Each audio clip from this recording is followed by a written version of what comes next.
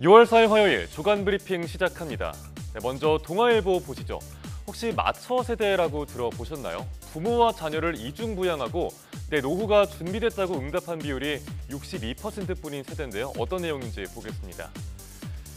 부모를 부양하는 마지막 세대이자 자녀에게 부양을 받지 못하는 처음 세대라서 마처 세대라고 불립니다.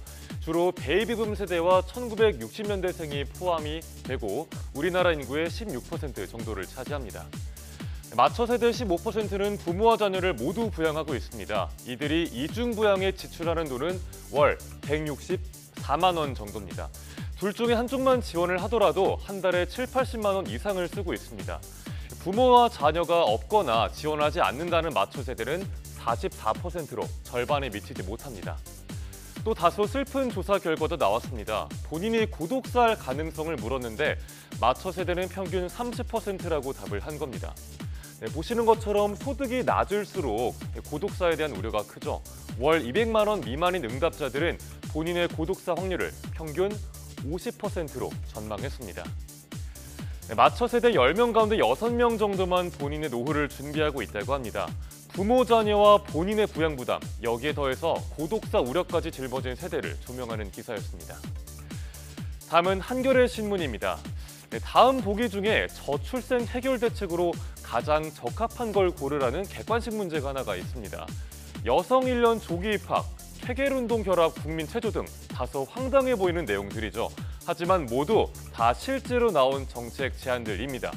헛웃음만 나오는 저출생 문제풀이라고 신문은 표현하고 있습니다. 먼저 여성 1년 조기 입학은 한국조세재정연구원 보고서에 담긴 내용입니다. 유아 발달 특성을 무시하고 성차별적이란 비판이 일었죠. 또 저출생 정책 컨트롤타워인 저출산 고령사회위원회는 지자체가 미혼 남녀 만남을 조선하라고 독려했습니다. 설령 미혼 남녀가 커플이 되더라도 결혼이나 출산까지 이어질지는 물음표가 붙죠. 이 밖에 한 서울시 의원은 케겔 운동과 체조 동작을 결합한 운동을 저출생 대책으로 내놔서 논란이 일기도 했습니다. 이렇게 정부 기관과 지자체, 정치인까지 검증되지 않은 황당한 정책들을 쏟아내고 있습니다. 장기적인 비전은 사라지고 조급한 국가주의적 발상에서 적합하지 않은 정책이 나오고 있다고 전문가들은 지적합니다. 저출생 문제풀이 어렵고 오래 걸리더라도 국민의 공감을 살 정답과 해설이 필요해 보입니다. 이번엔 경향신문 보겠습니다. 무알콜 맥주, 술 잘 못하거나 다이어트하는 분들이 많이들 찾죠. 특히 요즘처럼 날이 더워지면 더 그렇습니다. 그동안 편의점이나 마트에서만 팔던 무알콜 맥주인데 이번 달부터는 식당에서도 판다고 합니다. 주류 업계는 무알콜 맥주 시장에서 왕좌의 게임을 벌이는 중입니다.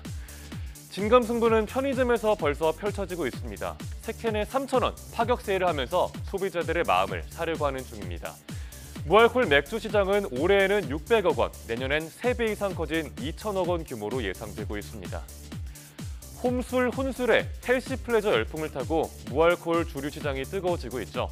다만 무알콜 맥주라 해도 0.05% 미만의 알코올이 들어있을 수 있다는 점 기억하시길 바라겠습니다.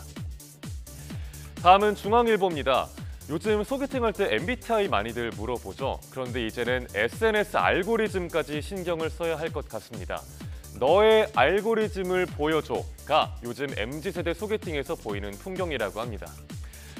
지금 보시는 건 인스타그램 돋보기 칸 예시입니다. 왼쪽 사진을 보면 주로 축구 관련 게시물들이 많이 보이는데요.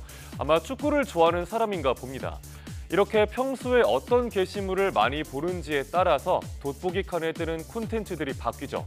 소개팅에서 상대방의 성향과 관심사를 알 수 있는 하나의 전략으로 SNS 알고리즘을 활용한다는 겁니다. 그러다 보니 알고리즘을 세탁을 하는 일도 왕왕 있습니다.